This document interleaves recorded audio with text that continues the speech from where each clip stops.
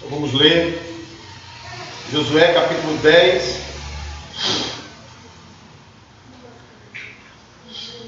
Tendo Adonisedeque, rei de Jerusalém, ouvido que Josué tomara a Ai e a havia destruído totalmente, e feito a Ai e ao seu rei, como fizera a Jericó e ao seu rei, e que os moradores de Gibeão fizeram paz com os israelitas e estavam no meio deles, temeu muito, porque Gibeão era a cidade grande, como uma das cidades reais, e ainda maior do que Ai, e todos os seus homens eram valentes. Pelo que Adonisedeque, rei de Jerusalém, enviou mensageiros a Oão, rei de Hebron, e a Pirã, rei de Jarmute, e a Jáfia, rei de Laquis, e a Debir, rei de Eglon, dizendo: Subi a mim e ajudai-me. Firamos Gibeão, porquanto fez paz com Josué e com os filhos de Israel.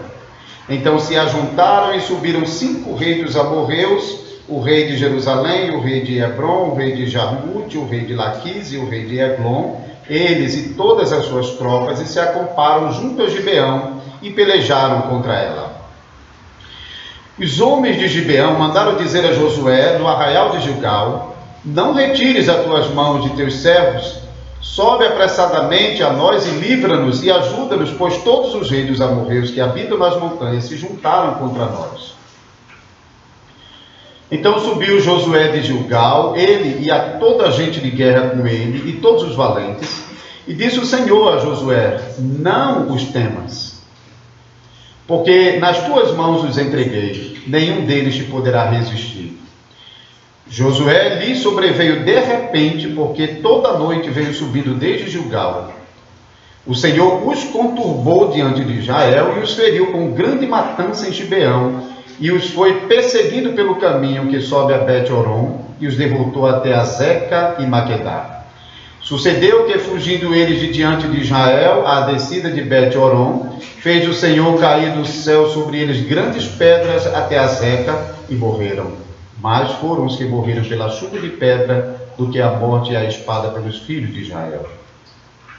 Então Josué falou ao Senhor no dia em que o Senhor entregou os amorreus nas mãos dos filhos de Israel, e disse na presença dos israelitas: Sol, detente em Gibeão, e tu, lua, no vale de Ajalon.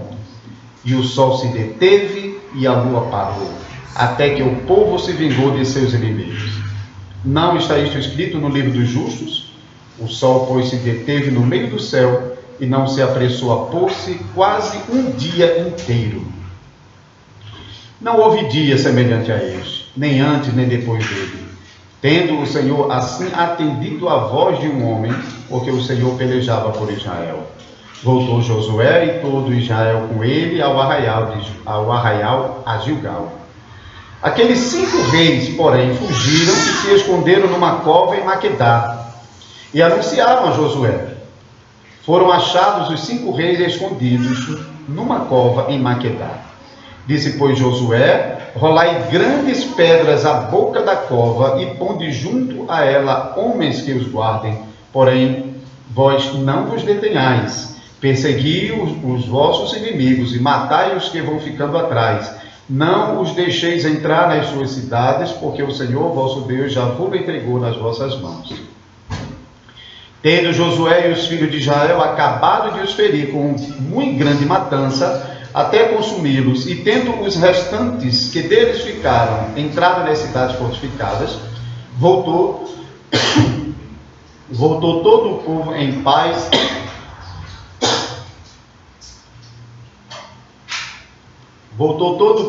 paz ao acampamento a Josué em Maquedá, não havendo ninguém que movesse a língua contra os filhos de Israel.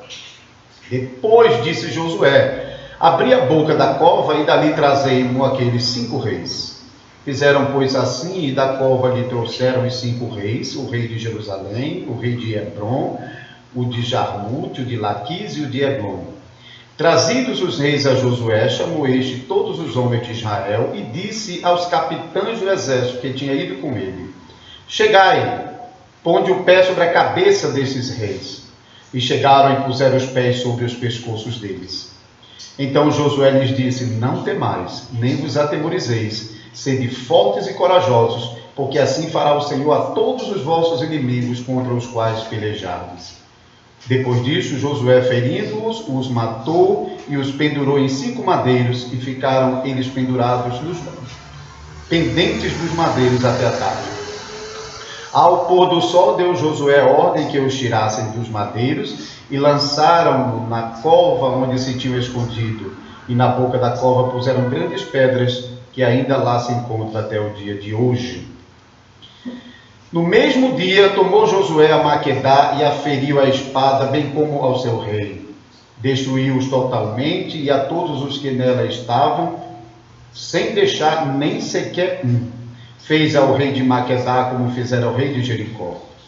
Então Josué e todo Israel com ele passou de Maquedá a Líbina e pelejou contra ela. E o Senhor a deu nas mãos de Israel, a ele e ao seu rei, a ela e a seu rei, e a feriu a espada, a ela e a todos que nela estavam, sem deixar nem sequer um. Fez ao seu rei como fizera ao rei de Jericó.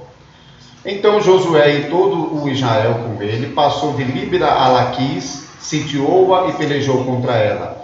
E o Senhor deu Laquis nas mãos de Israel, que no dia seguinte a tomou e a feriu a espada, a ela e todos os que nela estavam, conforme tudo o que fizera a Líbina. Então Orão, rei de Gezer, subiu para ajudar Laquis, porém Josué o feriu a ele e ao seu povo, sem deixar nem sequer um.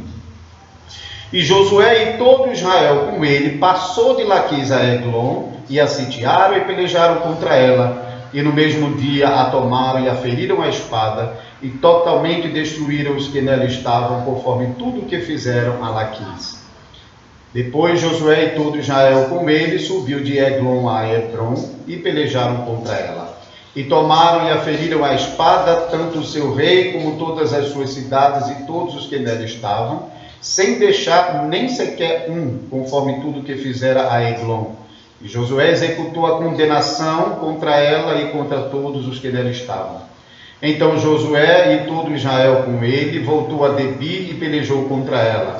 E tomou-a com seu rei e todas as suas cidades e as feriu à espada.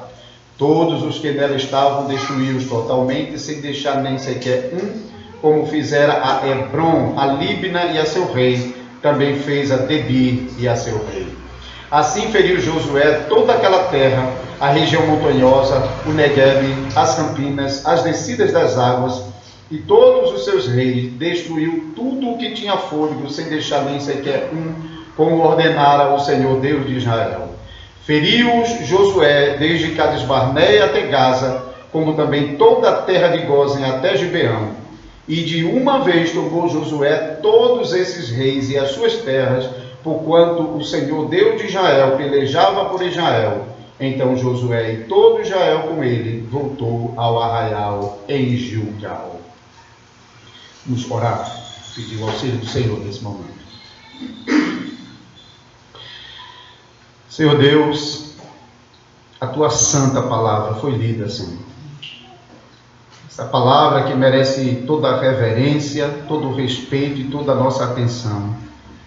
Nós, porém, somos fracos e facilmente a nossa mente se distrai com qualquer coisa. Por isso nós te rogamos que o Senhor possa nos auxiliar nesse momento, para que essa leitura que nós acabamos de fazer e a pregação dela possa nos ser muito proveitosos. Que essas palavras possam ser transformadoras para nós, possam penetrar em nossos corações e operar novidade em nossa vida. Que nós aprendamos com a mensagem que sai desse texto e que o Senhor possa usar então essa mensagem para o nosso bem e que nós possamos sempre temer o Senhor, o nosso Deus, o Deus de toda a terra. Abençoa-nos e ao teu povo aqui presente, em nome de Jesus. Amém.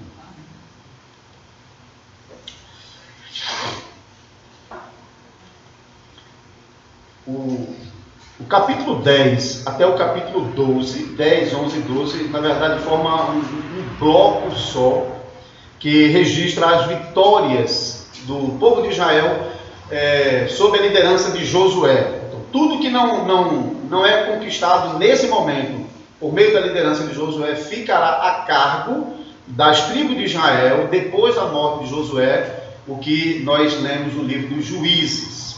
Então esses 3 capítulos registram todas as vitórias de Israel em Canaã, sob a liderança de Josué. Nesse capítulo 10, nós lemos então a vitória de Israel sobre as 7 nações ao sul de Canaã, na região no sul e principalmente a região das montanhas.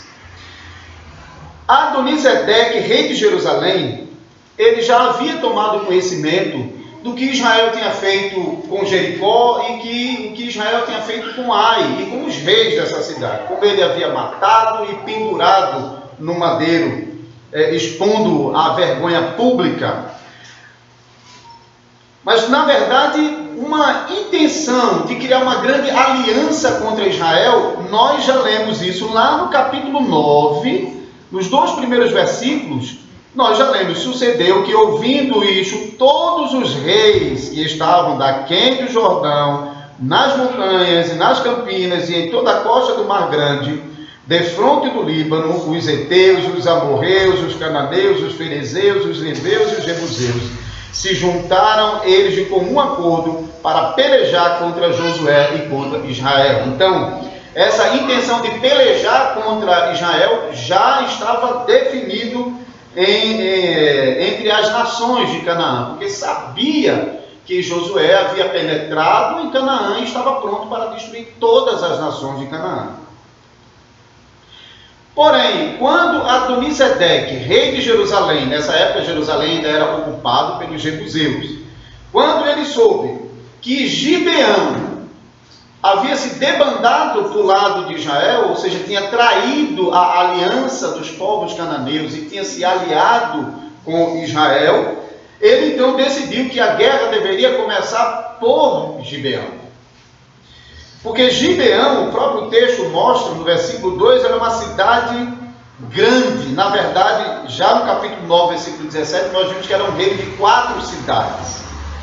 Então, Gibeão mesmo, como uma cidade real, cidade grande, cidade valente, uma vez que Gibeão havia se debandado para o lado de Israel, então ela se constituía num grande obstáculo para Jerusalém, porque ela ficava acima de Jerusalém, ao norte, e a presença de Gibeão ali impediu o contato do rei de Jerusalém com os povos mais ao norte de Canaã, e assim uma possível aliança com os povos cananeus do norte ficaria comprometida com a presença de Gibeão ali no meio, atrapalhando o caminho. Por isso, então, ele decide que o primeiro realmente a ser destruído, antes mesmo de pelejarem contra Israel, era Gibeão. Eles tinham que acabar com Gibeão. Então, versículo 3, ele convoca outras 4 nações em redor, na região das montanhas ao sul de Canaã, para que possa pelejar junto com ele contra Gibeão, porque Gibeão era uma cidade grande, não era fácil para ser penetrada, então ele busca a ajuda de outros reis. Gibeão, por sua vez, quando se vê cercada pelas tropas desses reis amorreus, enviou mensagem para Josué pedindo ajuda, versículo 6.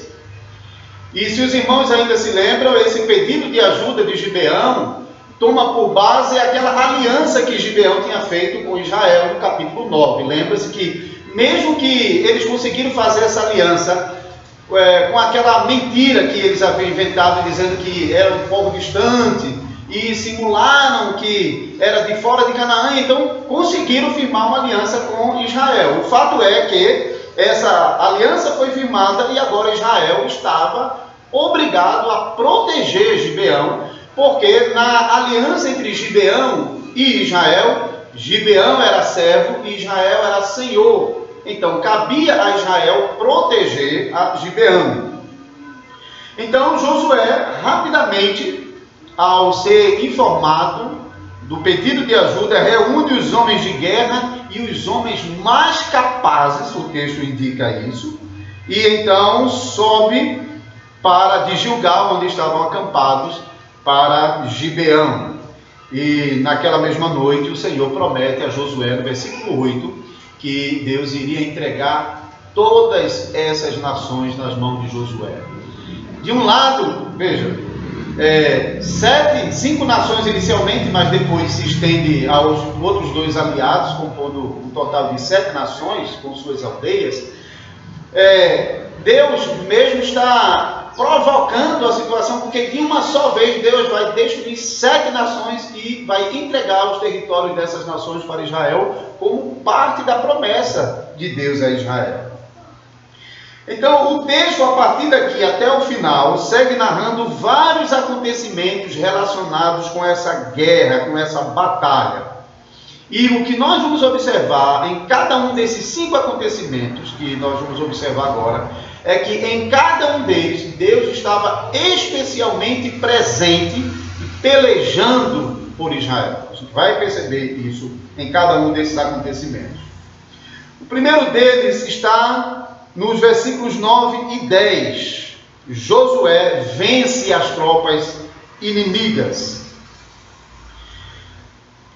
Como Josué saiu naquela mesma noite de Gilgal, de manhã bem cedinho, Josué já estava chegando no acampamento de Gibeão, e então ele surpreendeu as tropas dos exércitos dos reis amorreus que haviam cercado a Gibeão, e lhe impôs uma derrota esmagadora. E aqueles que conseguiram escapar, Israel perseguiu pelo caminho, destruindo antes que eles entrassem na cidade.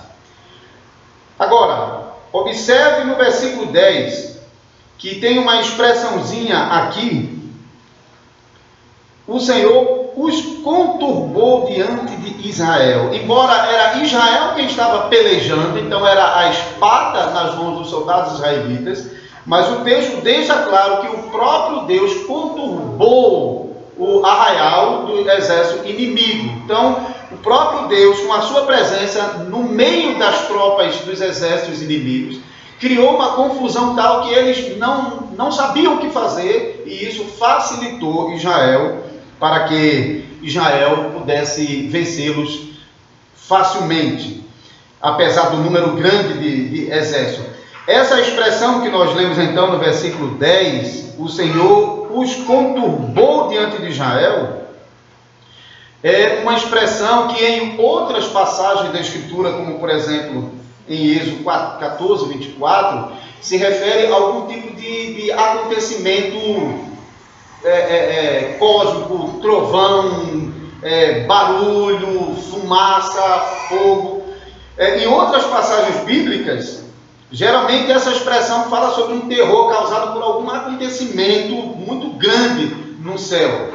E Deus então chega no arraial do exército inimigo com a sua presença, aterrorizando os exércitos dos inimigos, e assim enfraquecendo-os por causa do medo causado a eles. Lembre-se, por exemplo, quando Deus apareceu no alto do monte Sinai, lá no capítulo 19 de Êxodo, que os próprios israelitas ficaram morrendo de medo e pediram a Josué para Josué subir, porque eles mesmos tinham medo de subir. Então, essa presença de Deus abalando os céus e a terra realmente causa bastante espanto. E assim Israel vence essas tropas inimigas que estavam ali, mas eles não vencem por causa de suas próprias forças. Eles vencem porque o próprio Deus desceu a confundir os exércitos inimigos e a pelejar em favor de Israel. O segundo ato, versículo 11, agora nós lemos que o próprio Deus está pelejando diretamente por Israel. Veja o versículo 11, sucedeu que, fugindo eles de diante de Israel, à descida de Bet-Horon, fez o Senhor cair do céu sobre eles grandes pedras, até Azeca, e morreram. Mas foram os que morreram pela chuva de pedra, do que os mortos à espada pelos filhos de Israel. Veja aqui, que agora o próprio Deus peleja diretamente, enviando pedras do céu. A gente já leu sobre isso nas pragas do Egito, e agora mais uma vez Deus está enviando grandes pedras que estão esmagando aqueles soldados que estão tentando escapar da batalha. Uma parte deles, os próprios israelitas, mataram a espada, mas mais foram aqueles que morreram esmagados pelas pedras que caíram do céu do que aqueles que morreram a espada pelas mãos dos israelitas. Então agora o próprio Deus está pelejando diretamente, agindo diretamente, sem as mãos dos israelitas. O terceiro ato, então, versículo 12 ao versículo 15, o sol parou e a lua se deteve. A batalha, pelo que o texto indica, já durava até o meio-dia. Mas ainda havia muita gente para ser vencido. Então, Josué levanta a voz em oração ao Senhor, pedindo ao Senhor que aquele dia fosse prolongado para que ele pudesse vencer todos os exércitos inimigos naquele mesmo dia. Então, Josué levanta a voz em oração e pede ao Senhor que o sol se detivesse em Gibeão. Gibeão era onde eles estavam pelejando. Então, o sol está bem aqui em cima, mais ou menos meio-dia. Na metade do dia, o sol em cima de Gibeão, e ele ora para que o sol então pare sobre Gibeão e a lua permaneça no vale de Aijalon. Existem 2 períodos no ano onde lua e sol são visíveis durante o dia, né? Não é nem na lua cheia nem na lua nova, mas é nas luas crescentes e minguantes. Você pode ver sol e lua ao mesmo tempo durante o dia. Então, num desses períodos do ano, essa batalha aconteceu. Deus responde à oração de um homem e faz o sol parar e a lua se deter, versículo 14. E mais uma vez nós lemos aqui, o Senhor pelejava por Israel, no final do versículo 14. Então veja, mais uma vez, é Deus agindo em favor de Israel e agora operando uma coisa extraordinária. Nunca houve na história da humanidade um dia como aquele. Agora deixe-me dizer algumas coisas a mais sobre esse episódio, porque nós sabemos que há muita controvérsia em relação a essa afirmação: o sol parou e a lua se deteve. Durante boa parte da história da humanidade, esse texto foi interpretado da maneira mais simples, exatamente como ele está escrito aqui. Como é que está escrito? O sol parou, a lua se deteve. Então, durante boa parte da história, esse texto foi interpretado exatamente dessa maneira. Tanto os judeus como a igreja criam que a Terra era o centro do interesse do universo. Não só, como se diz hoje, mas a Terra. E isso combina com aquilo que nós lemos em Gênesis capítulo 1. Vai para Gênesis capítulo 1. Particularmente os versículos 14 a 19. Nós lemos o seguinte: Disse também Deus: haja luzeiros no firmamento dos céus, para fazerem separação entre o dia e a noite, e sejam eles para sinais e para estações, para dias e anos, e sejam para luzeiros no firmamento dos céus, para alumiar a terra, e assim se fez. Fez Deus os 2 grandes luzeiros, o maior para governar o dia e o menor para governar a noite, e fez também as estrelas. E os colocou no firmamento dos céus para alumiarem a terra, para governar o dia e a noite, e fazerem separação entre a luz e as trevas. E viu Deus que isso era bom, e houve tarde e manhã o 4º dia. A estrutura do capítulo 1 de Gênesis combina com essa estrutura onde a terra está no centro e o sol e a lua foram criados como elementos secundários para servir a terra e aos propósitos que Deus havia estabelecido. De tal maneira, então, que o sol serve a terra durante o dia, a lua serve a terra durante a noite. Porém, na Idade Média, surge um cientista, homem da igreja, chamado Nicolau Copérnico, e ele então propõe o inverso disso.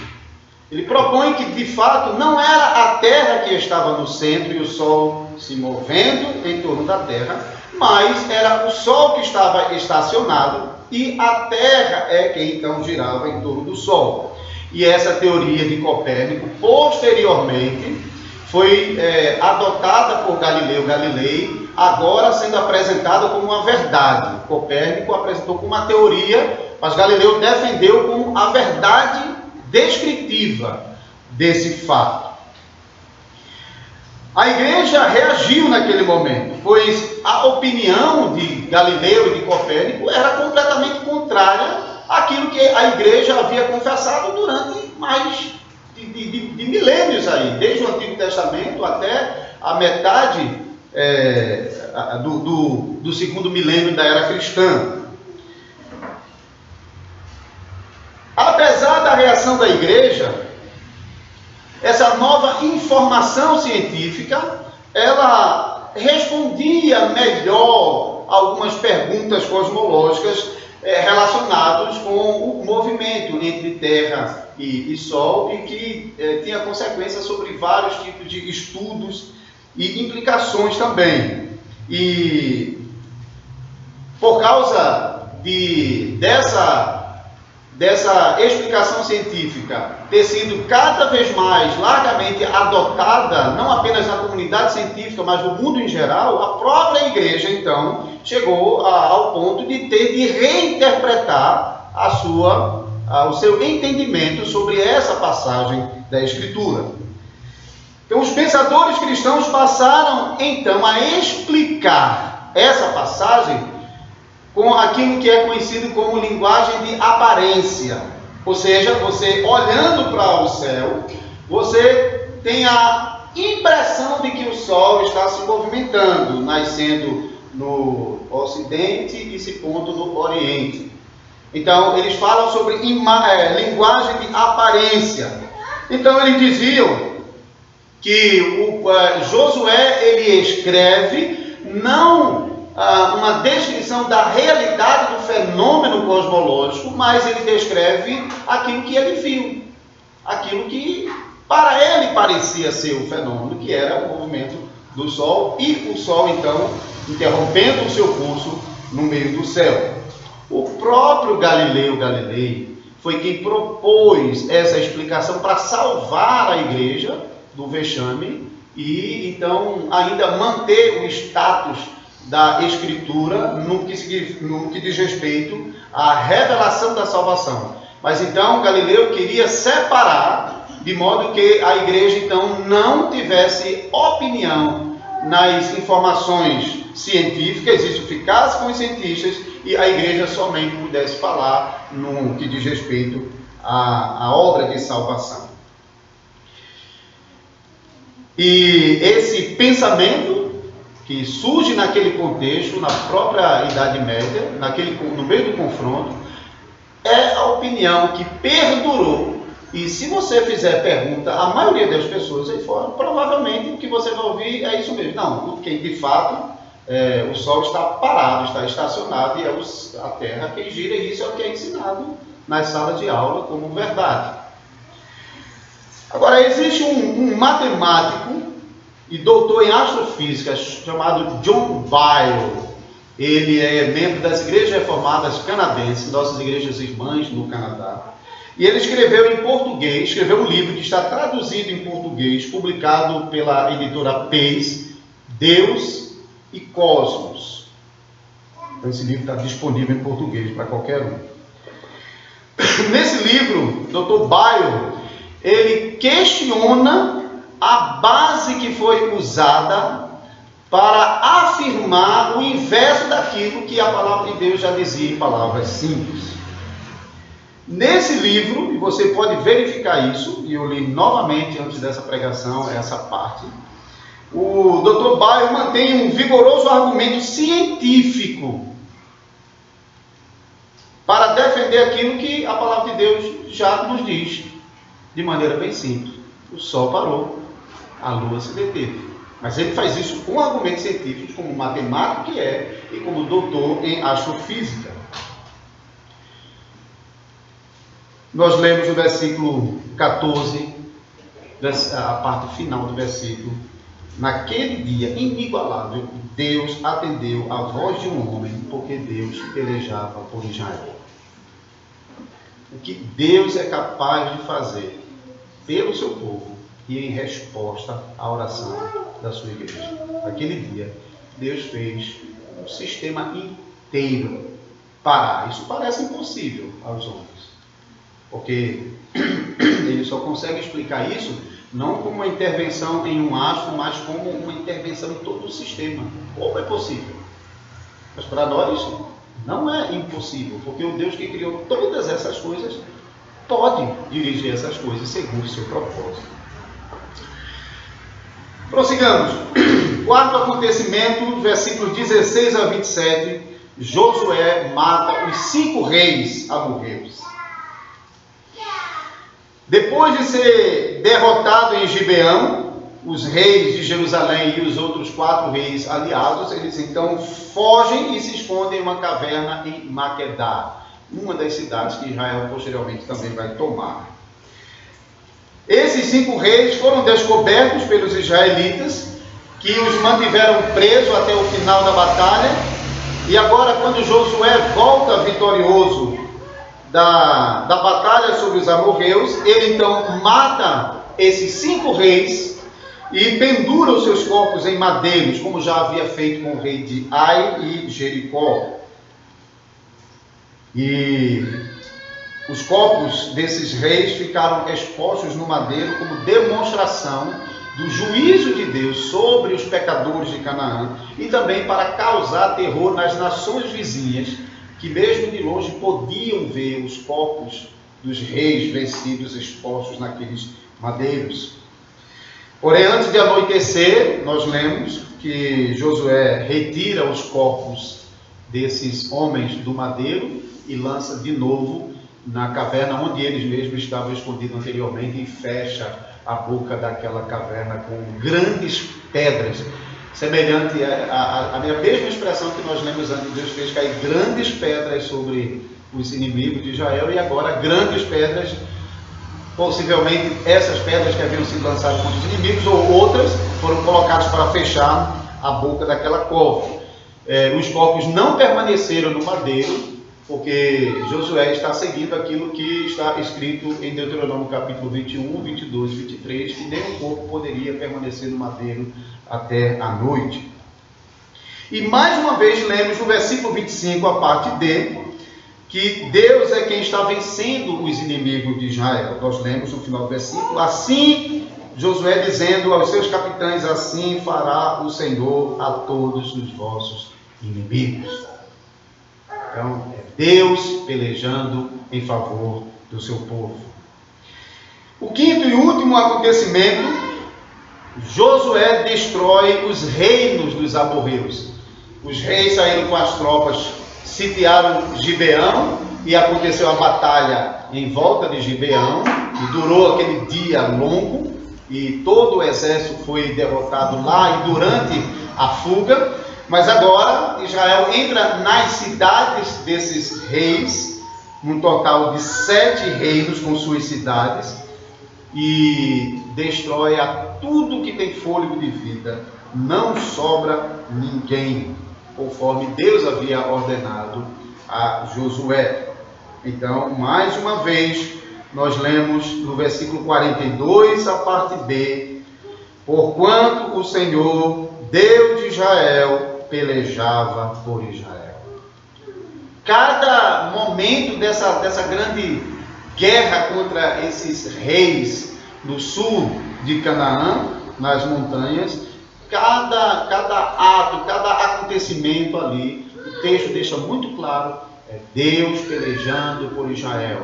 De vez em quando nós vemos a mão do próprio Deus agindo, e em outros momentos Deus agindo por meio de Israel, como uma espada nas mãos do Senhor, para destruir as nações ímpias de Canaã. Então, qual é a mensagem dessa passagem que nós acabamos de ler. Em todas as batalhas do povo de Deus, é Deus quem vence os nossos inimigos. Devemos ter isso em nossa mente. Nunca somos nós que vencemos os nossos inimigos, mas sempre é Deus pelejando por nós e vencendo as nossas batalhas. Agora, como nós podemos aplicar essa mensagem a nós como Igreja de Jesus Cristo hoje? Lembre-se, eu já mencionei isso desde a primeira pregação. A igreja, ela não é chamada para destruir os pecadores junto com os pecados. Eu expliquei isso na primeira pregação. Israel, naquele momento, era reino de Deus aqui na terra, e Israel foi chamado para executar o juízo final de Deus sobre as nações de Canaã. Então, Israel era a espada na mão de Deus, e Israel destruía o mal junto com os pecadores. Mas a igreja, ela não é chamada para destruir o mal junto com os pecadores. Mas a igreja ainda é chamada a batalhar contra o mal e contra o pecado que ofende a Deus nesse mundo. Então, se no passado Deus destruiu os males que ofendia, a idolatria dos povos cananeus que o ofendia, por meio de destruir os próprios cananeus, agora o mandato para a igreja não é destruam as pessoas com os seus pecados, mas destruam os pecados salvando as pessoas. Como é que nós podemos fazer isso? Não com as armas que Israel lutava, que era a espada, mas com a espada do Evangelho e da oração. Então, as armas que a igreja usa na nossa batalha contra o mal são armas espirituais, a palavra de Deus e a oração. E essas duas armas já deixam bem claro para nós que quem peleja por nós é o Senhor, porque é Ele quem usa a palavra para desfazer o mal, e é Ele quem ouve as orações e age em resposta às orações. Então, com base nesse entendimento que perpassa todo o livro de Josué, o Senhor nos dá passagem como essa para nos ensinar que Ele dirige todas as nossas guerras nesse mundo, todas as nossas lutas contra os nossos próprios pecados e as nossas lutas para destruir as obras do diabo nesse mundo. É o Senhor que vai adiante de nós como grande general. Às vezes Deus age de maneira extraordinária, de fato, sem nós. Em outras vezes, Ele age por meio do ministério da palavra e em resposta às orações da sua igreja. Segundo, devemos confiar sempre em Deus, porque não há batalha em nossa vida que Deus não possa vencer. Deus deu provas nisso nessa passagem. Ele é o Deus Todo-Poderoso que controla o universo. É o Deus que fez o sol e a lua parar em resposta a um homem para dar vitória ao seu povo. E é o Deus que, quando as tropas inimigas estavam escapando do seu povo, do ataque do seu povo, Ele interviu do céu derramando grandes pedras sobre os inimigos. Devemos confiar sempre em Deus, porque não há coisa impossível para Deus. Lucas 1,17. Não há impossível para Deus.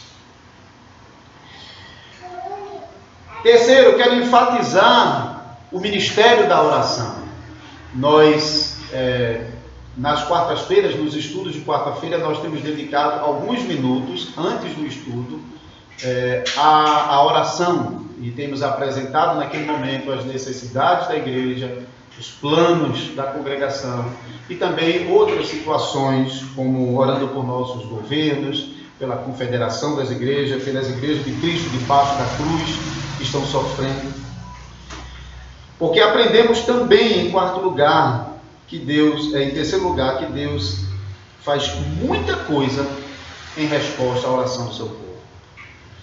Infelizmente, a gente vive época em que a igreja não é mais marcada pelo ministério da oração. Pelo contrário, a gente vive na época, e eu digo isso com muita tristeza, e francamente não estou falando nesse momento, mas eu não deixo de apontar os nossos próprios erros, mas eu me referindo particularmente à igreja de onde eu já passei, que quando eu cresci, quando menino, eu aprendia que as mulheres mais idosas eram colunas da igreja, porque eram elas que sustentavam a igreja com oração, porque os homens estavam trabalhando, outros estudando, e as mulheres mais idosas eram aquelas que estavam sustentando a igreja em oração, embora, biblicamente, é dever dos homens, hein? Em Timóteo 2 diz que os homens devem levantar suas mãos e mostrar os joelhos calejados, são os homens e não as mulheres. Mas as mulheres também têm um espaço nesse ministério de oração. Mas eu ficava triste porque ao invés das velhas da igreja estarem se reunindo para orar, passavam o dia inteiro mandando aquelas mensagens de WhatsApp. Que uma vez eu perguntei para uma, a senhora lê mesmo tudo que a senhora manda? Porque eu não sei como é possível que alguém consegue ler tudo aquilo. Então o tempo já não é mais usado para interceder em oração pela igreja de Jesus Cristo, mas é desperdiçado com coisas sem importância. E a gente está deixando de usar uma bênção maravilhosa que Deus nos deu. Deus nos deu a oração porque Ele prometeu que Ele vai agir em benefício do seu povo como resposta à oração. Quando nós negligenciamos esse ministério, além de pecar, nós estamos perdendo uma grande bênção.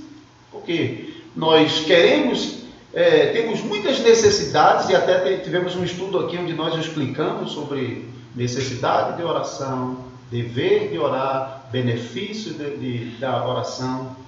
E quando nós deixamos de fazer uso da oração, nós simplesmente deixamos de desfrutar dos benefícios que nós podemos receber por meio da oração. Eu quero com isso estimular fortemente a congregação a não deixar de orar nos seus ambientes privados, em casa, nos cultos domésticos, mas também aqueles que podem se esforçarem para nas quartas-feiras estarem aqui para orar junto com a congregação.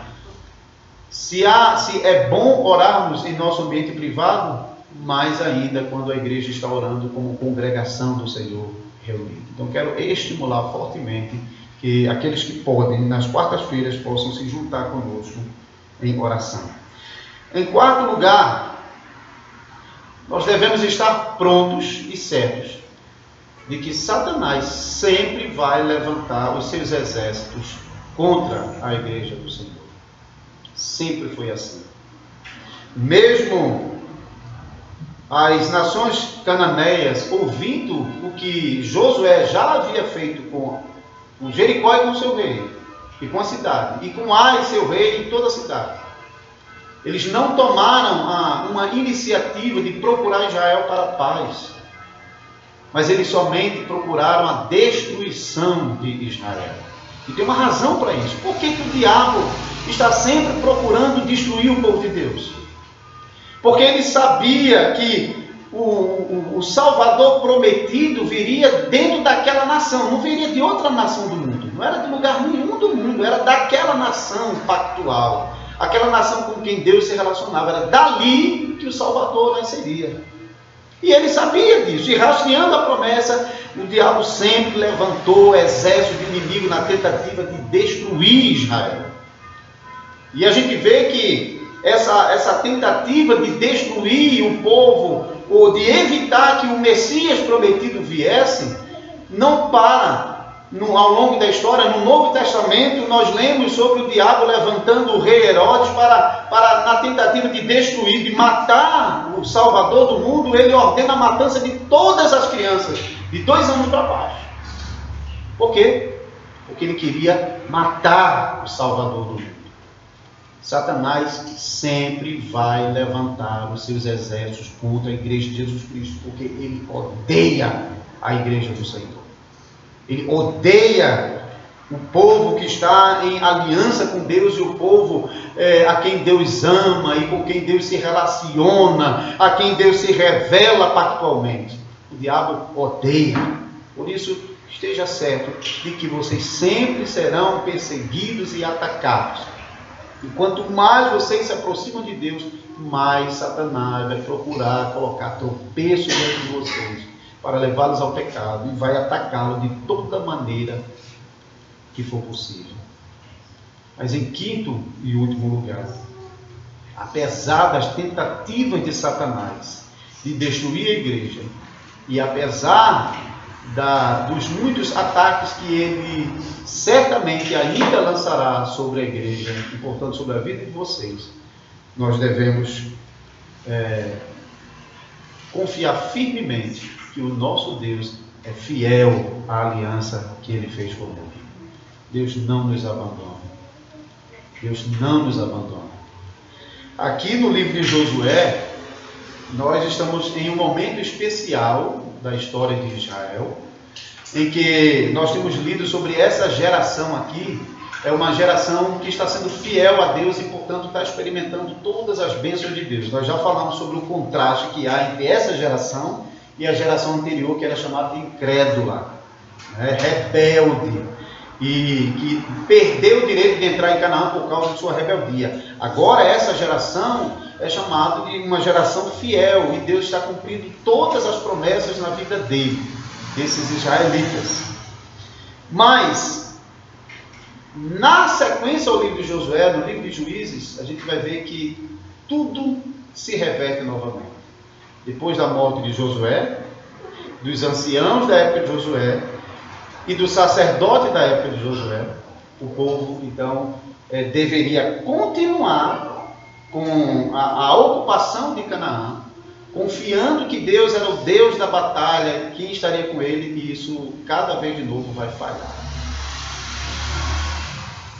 Mas apesar disso, mesmo em Juízes, nós podemos perceber que num ciclo quase interminável de vezes, cada vez de novo a gente vai ler no livro de Juízes, fez o povo que era mau aos olhos do Senhor, Deus enviou a nação para punir Israel, Israel passou não sei quantos anos sofrendo, Israel clamou ao Senhor, e Deus ouviu a oração do seu povo e enviou um libertador. Cada vez de novo Deus enviando um salvador para Israel, apesar da sua rebelião, porque Deus se mantém fiel à sua aliança. Isso significa, queridos irmãos, que apesar de qualquer luta que você passar nessa vida, de qualquer natureza, nós estamos vivendo um momento especial onde muitos estão sofrendo com doenças, e doenças graves. Mas mesmo nesses momentos difíceis, tenha certeza que Deus é quem peleja as nossas batalhas. Ele é fiel, Ele não nos abandona. Deus se fez presente em cada ato dessa batalha de Israel. Os 5 momentos que registra, 5 momentos diferentes. Em cada um deles, Deus estava especialmente presente para batalhar pelo seu povo. Isso é a promessa que nós temos de Deus. E que em cada luta que a gente enfrenta, Deus sempre estará ao nosso lado, porque Ele é Deus fiel. Amém.